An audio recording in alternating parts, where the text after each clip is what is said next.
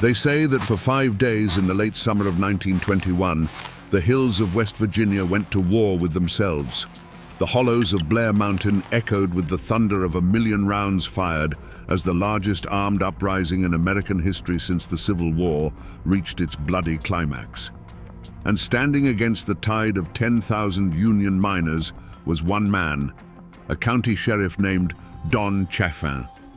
He met them not with a posse, but with a private army, machine gun nests, and even airplanes dropping homemade bombs from the sky. How does a man born and raised in these same mountains come to wage war against his own people? Was he a villain, a corrupt tyrant in the pocket of the coal barons, crushing the common man under his boot? Or was he, in his own mind, the last line of defense for law and order, a king protecting his county from an invading mob? The truth, as it always does in Appalachia, lies buried deep in the shadows between fact and legend. Today, we dig for it. We trace the path that turned a small-town lawman into the absolute ruler of Logan County. Don Chafin was no outsider. He was born in 1887, a son of Logan County, with roots that ran as deep in that rocky soil as any oak tree. The Chafins were one of the founding families, their name carrying weight long before the first coal tipples scarred the landscape. He grew up breathing mountain air, learning the unwritten laws of the hollows, that loyalty to kin was absolute, that an insult to your name had to be answered, and that the only justice you could truly count on was the one you made for yourself. He was one of them, fluent in the language of both the front porch and the family feud. But the world Chafin was born into was dying. The old Appalachia of scattered homesteads and fierce independence was being swallowed whole by an industrial giant. King Coal was the new god, and the coal companies were its high priests. They brought jobs, yes, but they also brought a new kind of servitude. They owned the houses the miners lived in, the stores where they bought their food, and the politicians who wrote the laws. Young Don Chafin saw this firsthand. He saw proud men who once answered to no one, transformed into something less, their lives dictated by the shrill blast of a mine whistle. He began his career as a schoolteacher, a respected position in any mountain community. For a time, he stood before the children of Logan County, trying to impart lessons from a book. But he quickly learned a more potent lesson himself. He saw that the real power wasn't in the schoolhouse, it was in the courthouse. It was held by the men who could levy a tax, deputize a friend, or make a troublesome problem disappear with a quiet word and a nod. He saw that knowledge was one thing, but control was everything. This realization became the forge for his character. A choice was laid before him. He could remain a man of the old mountains, honorable but ultimately powerless, destined to be swept aside by the forces of industry. Or he could become a man of the new Appalachia. He could learn to master the machinery of this new world, to wield its power, and to bend it to his will. The ambition in his heart was too strong to ignore. He made his choice. He decided he would not be a subject in the kingdom of coal. He would be its king. The old mountain code of loyalty was still there, but he twisted it. His ultimate loyalty would no longer be just to his family name, but to the preservation of his own power. He would trade the quiet respect of the schoolhouse for the cold, hard fear commanded by the man in the sheriff's office. This was the moment Don Chafin the teacher died, and Don Chafin the tyrant began to take shape. Long before the battle that would make him infamous, Don Chafin was simply the most powerful man in southern West Virginia. To see him in his prime, strolling down the streets of Logan, you wouldn't necessarily see a tyrant. You'd see a man of influence, dressed immaculately in a fine suit and hat, his pearl-handled pistols a subtle but constant reminder of his authority. He had a smile that could charm a bird from a tree and eyes that missed nothing. He was the sun around which Logan County orbited, and he held his position not just through force, but through a deep, personal understanding of its people. For those who stayed on his right side, Sheriff Chafin could be a powerful ally. He was the man you went to when you had a problem the law books couldn't solve. A dispute over a property line, a son who'd gotten into a bit of trouble, a family facing hard times. Chafin could fix it with a word. He cultivated a network of loyalty, a system of patronage where he was the benevolent patriarch, dispensing favors and expecting absolute allegiance in return. In a place where official government was often distant and ineffective, Don Chafin was the man who got things done. At home, he was a husband and a father. He built a life of comfort and privilege for his family, a world away from the grit and danger of the coal mines that funded it. This, perhaps, was the world he was truly protecting. Not just the abstract profits of the coal operators, but the safety and prosperity of his own kin. Every action he took, every line he drew in the dirt, was to insulate his family from the chaos and poverty that surrounded them. He was building a dynasty on a foundation of coal, and he would let no one threaten it. This was the kingdom Don Chafin built, a county sealed off from the outside world, running on his rules. It was a place of brutal, enforced order. The coal trains ran on time, the company payrolls were met, and the union agitators were kept on the other side of the county line. To the coal barons in their distant city offices, it was a perfect model of efficiency. To the miners who kept their heads down and did their work, it was a life, a hard life, but a predictable one. Don Chafin ensured that predictability, and in the turbulent world of the coalfields, that was a powerful commodity. But every king has a weakness, and Don Chafin's was a profound and blinding one. He could not tolerate a single challenge to his authority. It wasn't just pride, and it was more than mere stubbornness. It was a fundamental belief that Logan County was a direct extension of his own will. In his mind, he had built an orderly kingdom from the chaos of the mountains, and any voice of dissent was not just a disagreement, it was an act of treason. He saw the world in absolutes. You were either with him, or you were an enemy to be crushed. This flaw was on display long before the miners marched. You saw it in the cold, efficient brutality of what became known as the Logan County system. When a man suspected of Union sympathies stepped off the train, there was no debate. There was no argument. Chafin's deputies, his private army, would simply surround him. The choice was never about ideas, it was about survival. Leave now on the next train, or be carried out after a beating that would serve as a lesson to anyone else foolish enough to try. This wasn't law enforcement, it was the purging of an infection.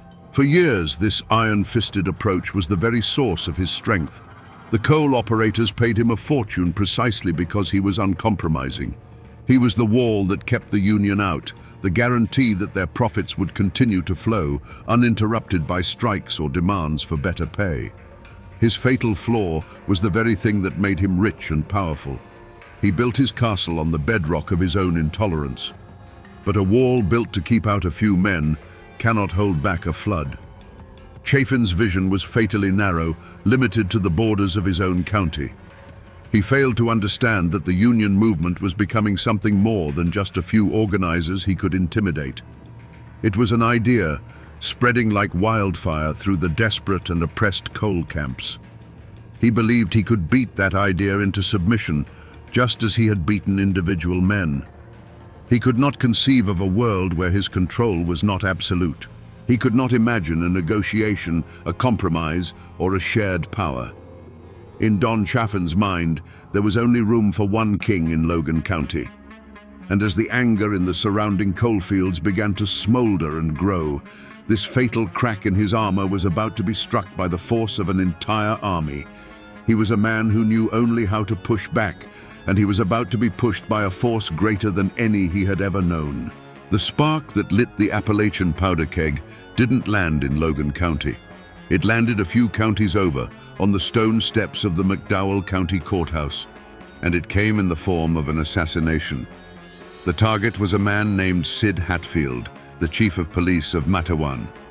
To the Union miners, Hatfield was more than a lawman. He was a folk hero, a living legend. Where Don Chafin was the symbol of company control, Hatfield was the symbol of defiance. He was the one lawman who had stood with his people, famously facing down Baldwin Felt's agents in a bloody shootout that became known as the Matewan Massacre. He was proof that not every man with a badge was for sale. On August the 1st, 1921, Hatfield arrived at the courthouse in Welch to face trumped-up charges, a legal trap set by his enemies. He was unarmed, walking beside his wife, trusting in the sanctity of the law he represented. As he climbed the steps, Baldwin Felt's agents, the very same men he had fought in Matewan, were waiting. They opened fire in broad daylight, cutting him down in a hail of bullets right in front of his wife. His friend Ed Chambers was executed alongside him. It was not a gunfight. It was a public execution. The news spread through the coal camps, not like a whisper, but like a physical blow. This was the ultimate act of treachery.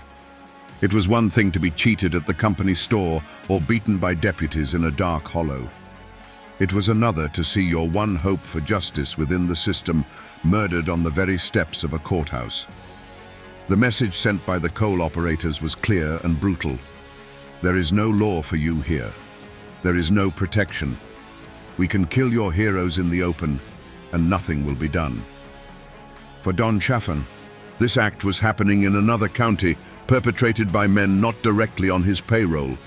But in the hearts and minds of the miners, it was all part of the same corrupt, violent machine of which he was the master architect. Their rage, their grief, and their years of simmering desperation finally crystallized into a single, unifying purpose. The system had declared war on them, so they would declare war on the system. And the symbol of that system, its beating heart and its iron fist, was Sheriff Don Chafin. This was the unforgivable affront. The miners began to gather, not for a strike, but for a crusade.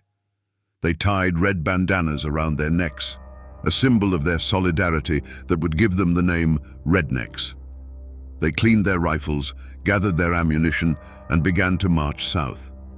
Their goal was no longer just to unionize a county. It was to avenge a martyr, to tear down a kingdom, and to bring their own form of justice to the man who represented everything they hated. The fuse was lit, and it was burning straight for Logan County. As the news of the marching army reached Logan, the state capital of Charleston descended into a panic. Governor Ephraim Morgan, a man caught between the immense power of the coal industry and the terrifying prospect of a civil war, pleaded for calm. He sent telegrams, issued proclamations, and dispatched the state police, but it was like trying to stop a flood with a handful of sand. He knew that the only two men who could truly stop this were the leaders of the Miners' March and the sheriff of Logan County. Federal mediators were sent, including the decorated General Billy Mitchell. They met with the miners' leaders who, for all their rage, laid out their terms. They wanted the violence to end. They wanted the right to join a union without being beaten or killed. They wanted the Logan County system dismantled. They were willing to talk, but they would not turn back until their basic rights as American citizens were guaranteed. The government, it seemed, was trying to find a way out, a path that didn't lead over the top of Blair Mountain. But for Don Chafin, there was nothing to discuss.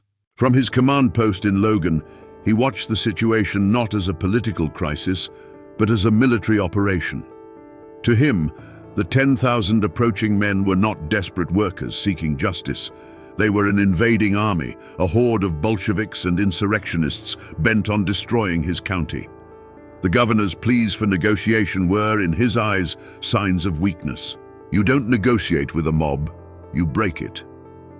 While others talked of peace, Chafin prepared for war. The coal operators opened their coffers, and Chafin spent the money with deadly efficiency. He put out the call, and his army of deputies swelled from hundreds to nearly 3,000. Gun thugs, mercenaries, and strikebreakers poured into Logan, men who were paid to shoot, not to talk. Rifles and machine guns, purchased by the ton, were trucked in and distributed. The phone lines between Logan and the coal company offices hummed with logistics, not diplomacy. He rejected every attempt at de-escalation. When state officials suggested he allow a small, peaceful delegation of miners to enter Logan to present their grievances, he refused. When federal mediators proposed a ceasefire and a cooling-off period, he ignored them. His response was to send his men into the hills. He directed them to dig trenches, set up machine gun nests, and turn the 10-mile ridge of Blair Mountain into a fortress. Every shovel of dirt thrown, every strand of barbed wire unspooled was Don Chafin's answer to the calls for peace. He was making his stand, not just for the coal companies, but for his own absolute, unquestioned rule.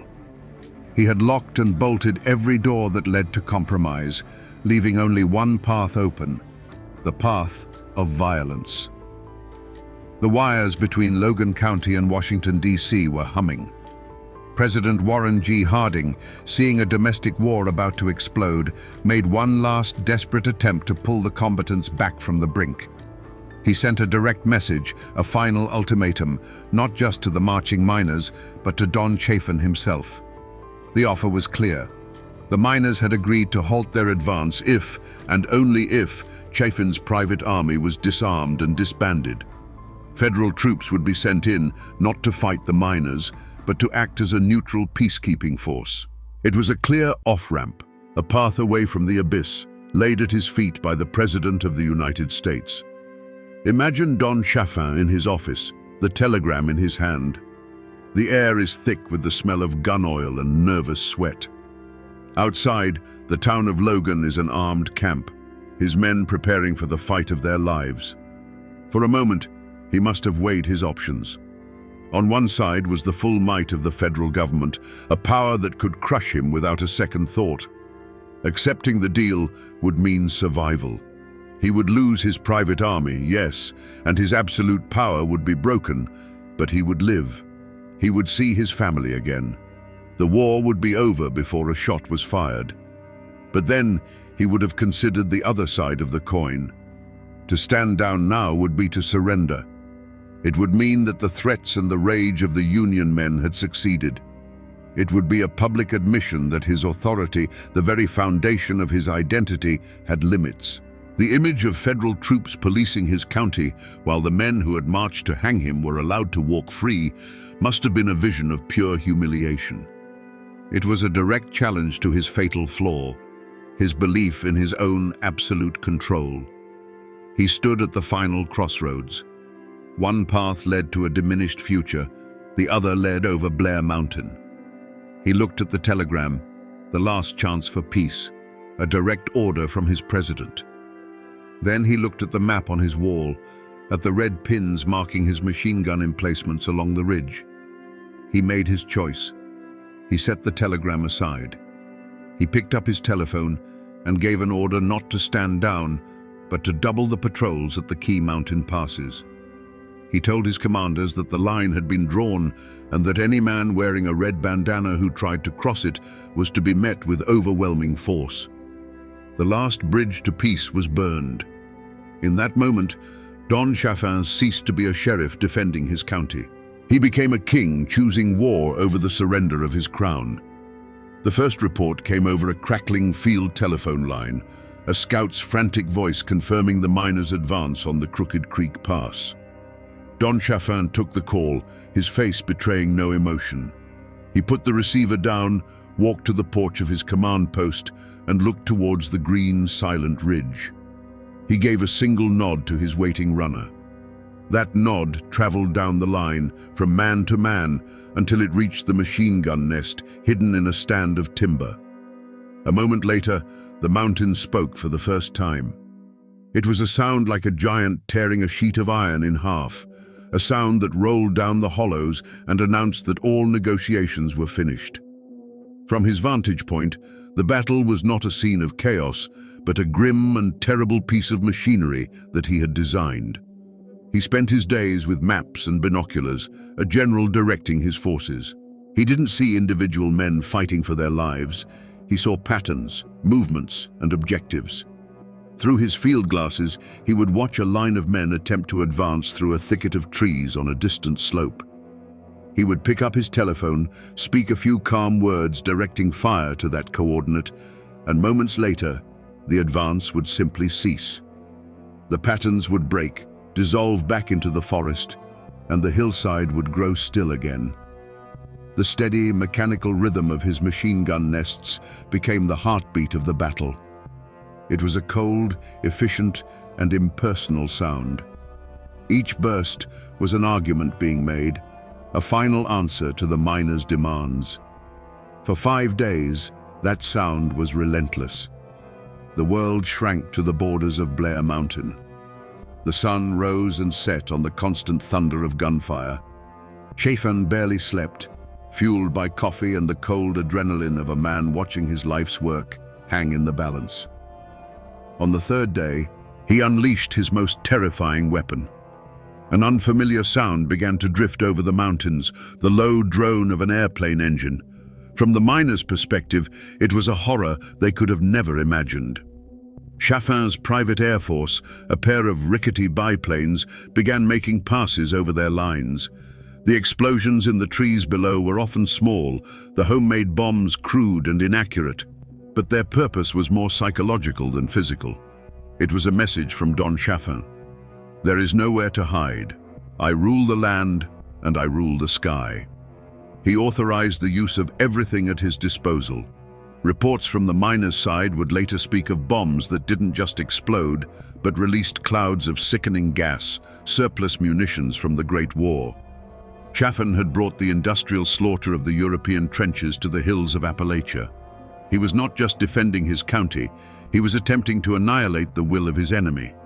The battle raged on, a brutal war of attrition. An estimated 1 million rounds were fired. The mountain itself seemed to groan under the assault, its trees shredded, its soil soaked in the conflict. Chafin's fortress held. His lines did not break. He had met the largest armed insurrection in American history with a wall of fire and steel.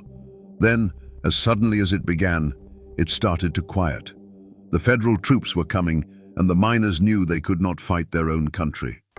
The last shots echoed and then faded, replaced by a profound and chilling silence. The war was over. The argument that had raged for a generation was, for now, permanently settled. Don Chafin stood victorious on his mountain, the undisputed king of a silent, smoking kingdom. The silence that fell over Blair Mountain was heavier than any sound that had preceded it. Don Chafin stood in the quiet, the acrid smell of burnt gunpowder still hanging in the air like a ghost. There was no joy in his victory, no triumphant celebration. There was only the cold, hard satisfaction of a man who had met an overwhelming force and had not broken. He had drawn a line, and the world now knew that he would hold that line, no matter the cost. His kingdom was secure. His mind, sharpened by 5 days of constant high-stakes command, did not rest. It immediately shifted from the tactics of war to the politics of the aftermath. His first orders were not to celebrate, but to consolidate. He sent his deputies fanning out across the ridge, their task no longer to fight, but to collect weapons and round up stragglers. He was transforming his private soldiers back into lawmen and the battlefield back into a crime scene. He knew the world was watching, and he needed to control the narrative. This was not a battle, he would claim. It was the quelling of a violent insurrection. The real test came a day later, with the arrival of the United States Army. A column of dusty trucks carrying uniformed soldiers rolled into Logan County, their federal authority absolute. An army colonel, a man accustomed to giving orders and having them obeyed without question, stepped out to meet the sheriff of Logan County. For a moment, two commanders faced each other, one representing the power of a nation, the other the power of a single man's will. This was the moment Chafin's reign as an independent warlord came to an end. But Chafin did not surrender his authority. He merely transferred it. He met the colonel not as a defeated man or a renegade, but as a fellow officer of the law. He was dapper, calm, and cooperative. He presented himself as the beleaguered hero who had single-handedly held back anarchy until the cavalry arrived. He offered maps, intelligence, and the full cooperation of his office. He smoothly transitioned from the man who had waged a private war to the loyal local official assisting the federal government. He had won his battle. He had stopped the march. He had broken the miners' army. Now, standing before the might of the United States, he holstered his authority and stepped back into the role of Sheriff Chafin. His active part in the shooting was over. The road had ended, not in a jail cell or a shallow grave, but in a handshake with the very government he had, for 5 bloody days, effectively ignored. The cost of Don Chafin's victory was paid in a currency he would never have to touch: the broken lives of the men he defeated and the families they left behind. The war on Blair Mountain was over, but the war on the miners had just entered a new, more insidious phase. As federal troops disarmed the miners, Chafin's deputies and the state police moved in behind them, armed not with machine guns, but with lists of names. Hundreds of miners were arrested and indicted on charges ranging from conspiracy to murder, and even treason against the state of West Virginia. For the families in the coal camps, the silence that followed the battle was not one of peace, but of dread. A knock on the door of a company shack in the middle of the night meant a husband and father being dragged away to jail.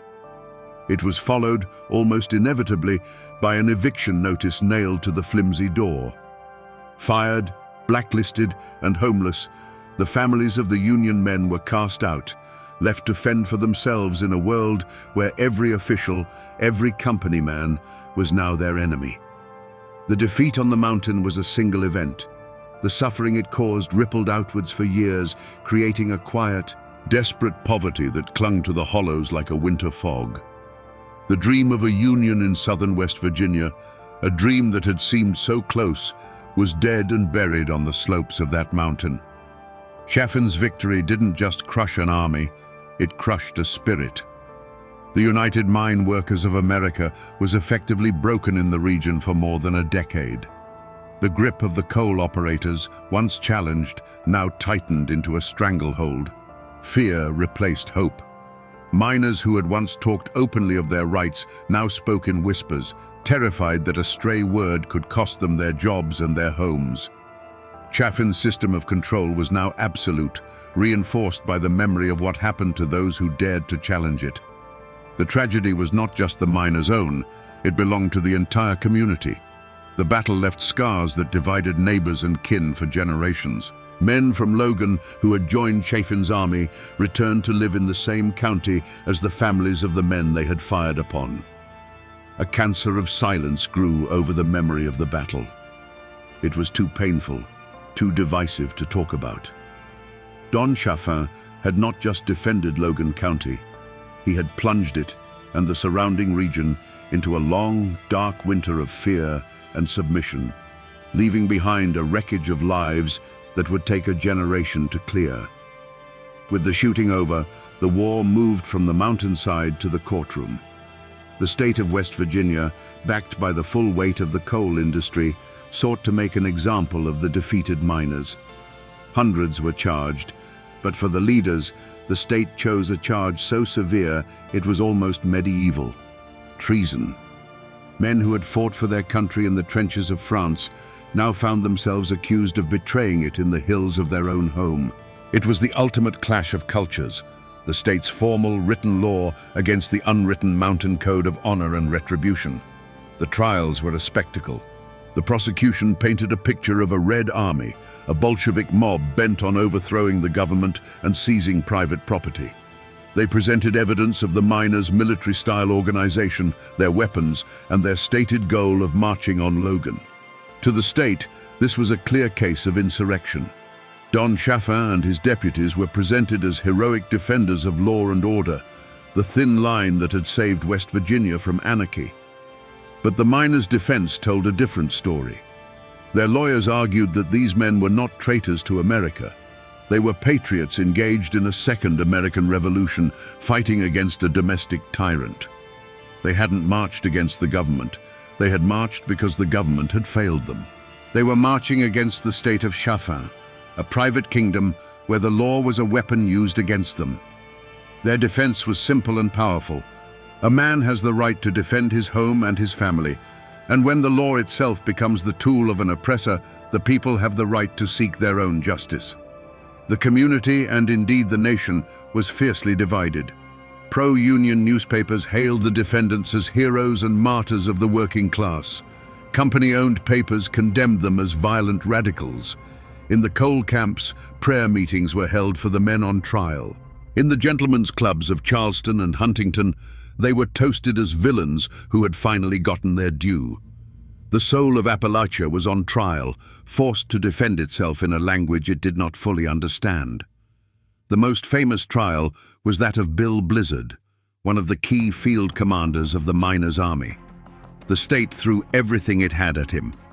But then, a West Virginia jury, made up not of miners, but of farmers and small-town merchants, delivered a stunning verdict: not guilty. They had listened to the stories of the company guards, the low pay, the beatings, and the assassination of Sid Hatfield, and they could not bring themselves to call this man a traitor. While many other miners would be convicted on lesser charges, the treason trials collapsed. Was justice served? In a narrow legal sense, a jury had acknowledged the miners' grievances. But in the wider world, nothing had changed. The Logan County system remained intact. The Union was shattered. Don Chafin was still sheriff. The law had rendered a verdict on the battle, but it had remained silent on the long, brutal war that had caused it. True justice, it seemed, was still a luxury the miners of West Virginia could not afford. The army that marched on Logan County did not simply go home. Its leaders were tied up in court for years. Its members were scattered, blacklisted, and broken. The United Mine Workers of America, the great boogeyman that Don Chafin had waged a war against, was effectively banished from the southern coalfields. In the immediate aftermath, it seemed Chafin's victory was absolute. The entity that had provoked him into his dramatic stand was, for all intents and purposes, dead. The Union was a ghost, its name only spoken in hushed and fearful whispers in the dark corners of the coal camps. But you can defeat an army of men. It's much harder to kill an idea. The Battle of Blair Mountain, for all the miners' losses, had been a national spectacle. Newspapers across the country had told the story of the private army, the machine gun nests, and the airplanes bombing American citizens on their own soil. The brutal reality of the West Virginia coalfields was laid bare for all to see. Chafin had won the fight, but in doing so, he had exposed the sickness of the system he was defending. The miners had lost the battle, but they had won the argument in the court of public opinion. The seeds planted on Blair Mountain took a decade to grow, but they grew in the dark. The Great Depression and the election of Franklin D. Roosevelt changed everything. With the passage of the National Industrial Recovery Act and later the Wagner Act, the federal government did what 10,000 rifles could not. It guaranteed the right of every American worker to organize and bargain collectively. The very thing the miners had fought and died for was now the law of the land. In the mid-1930s, the UMWA organizers returned to southern West Virginia. This time, they came not as an invading army, but with the full backing of federal law. They walked into Logan County, the heart of Don Chafin's old kingdom, and signed up thousands of miners without a single shot being fired. The Logan County system was finally broken, not by force of arms, but by a simple change in the law. The miners' cause, the great antagonist that had risen against Chafin, had ultimately triumphed. He had won the battle, but history was already siding with the men he had beaten. Don Chafin had won his war, but he couldn't outrun the changing world.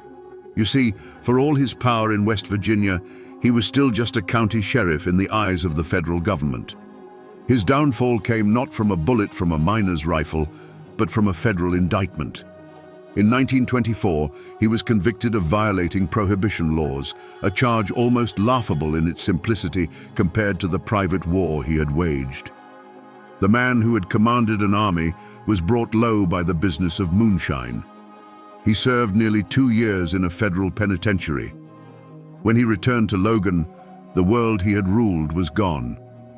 His aura of invincibility, once as solid as the mountains themselves, had been shattered. He was no longer the untouchable king. He was a convicted felon, a man who had been humbled by an outside power. He found that the fear he had once commanded had been replaced by something quieter, and the loyalties he had built were shifting sands. He quietly moved his family to Huntington, trading his role as a county warlord for the quiet life of a hotel manager. The king had been dethroned, not by a rival, but by the slow, grinding gears of time and federal law. For his family, the name Chafin would forever be a complicated inheritance. It was a name of power and prominence, a name that opened doors in southern West Virginia. But it was also a name stained with blood and controversy, a name that was whispered with a mixture of fear and resentment. His descendants would not escape the shadow of Blair Mountain. It became a part of their identity, a legacy they had to navigate, a story they had to either defend or distance themselves from. The name was both a pillar and a tombstone. In the hollows and coal camps of Logan County, the healing was a slow and silent process. The community did not rebuild by confronting the past. It rebuilt by burying it. For decades, the Battle of Blair Mountain was not spoken of. It was a wound too deep, too personal to touch. Fathers who had fought on opposite sides of the ridge raised their children in the same towns, a fragile peace maintained by a collective, unspoken agreement to forget. A blanket of silence fell over the memory of the war, and under that blanket, the resentment and trauma festered. The power dynamic in the mountains had been permanently altered. The era when a single sheriff, funded by private industry, could raise an army and operate as an absolute monarch was over. Chafin's fall created a vacuum that was filled not by another strongman, but by the slow, creeping influence of the state and federal government. The isolation that had allowed his kingdom to flourish was broken, and the brutal feudal system he had perfected died with his conviction. If you go to Blair Mountain today, you won't find any grand monuments. For the better part of a century, the mountain kept its secrets. The trenches filled with leaves, the shell casings were swallowed by the earth, and the story was buried under a deliberate silence. Then, in the 21st century, a new war for Blair Mountain began. Not with rifles, but with lawsuits and bulldozers, as coal companies sought to strip mine the historic battlefield, to literally erase the history from the landscape. Preservationists and descendants of the miners fought back, a struggle that continues to this day. The ghosts of 1921 are still fighting for their ground. And what of the name Don Chafin? In Logan County, it is still spoken with a complicated mix of awe and revulsion. To some, he remains the strong man who brought order, the only one tough enough to tame a lawless land. To others, he is the Appalachian Caesar, a tyrant who sold his soul and his people to the company store. You can drive to Huntington and find his grave, a quiet stone marker for a man whose life was a roaring fire. It's a peaceful end for a man who brought so little peace to the world. But his legacy echoes in a way most people never realize, in a word you hear every single day. Think of the word redneck. That word was born in the fire of this conflict. It came from the red bandanas the Union miners tied around their necks to identify themselves as they marched on Logan. It was their uniform, their flag, a symbol of solidarity and defiance against the guns of the coal companies. Before it was an insult, before it was a caricature, it was a badge of honor worn by men willing to die for their rights on the slopes of Blair Mountain. So the ghost of Don Chafin still walks these hills, but it's not a man in a fine suit with pearl-handled pistols. It's a question. It's the question of how much power is too much, of where the line is between lawman and king, between order and tyranny. His name is a reminder, etched into the very soul of these mountains, that while men die and battles end, the struggle for justice is never truly over. So we come back to the question we asked at the very beginning. Was Don Chafin a hero or a villain? The easy answer is to call him a monster, a corrupt tyrant paid to crush the common man. And he was certainly that. But the more unsettling truth is that he was the perfect, brutal instrument of his time and place. He was a product of a lawless system that demanded a strong man, and he played the part better than anyone. He was a king who ruled a county as his personal property, and like any king, he saw a rebellion not as a plea for justice, but as an act of war against his very person. In the end, this is a story about how a man's greatest strength can become the engine of his own tragedy. Chafin's unbending will, the very quality that made him the undisputed master of Logan County, was the same quality that made compromise impossible and bloodshed inevitable. He was a man who could command an army, but could not comprehend a changing world. He won his battle on Blair Mountain so completely that he ultimately lost the war against history itself, a feudal lord swallowed by the tide of the 20th century. The law eventually caught up to him, but his true judgment was delivered by time. He died a relic, a dethroned king living out his days while the Union flag flew freely over the very mines he had once sworn to protect with blood and fire. His story serves as a dark and powerful lesson from the heart of these mountains, that a man who seeks absolute control will one day be confronted by an absolute truth, that no kingdom and no king lasts forever. And that, my friends, is the Ballad of Don Chafin, a man who believed in the law so long as he was the one writing it.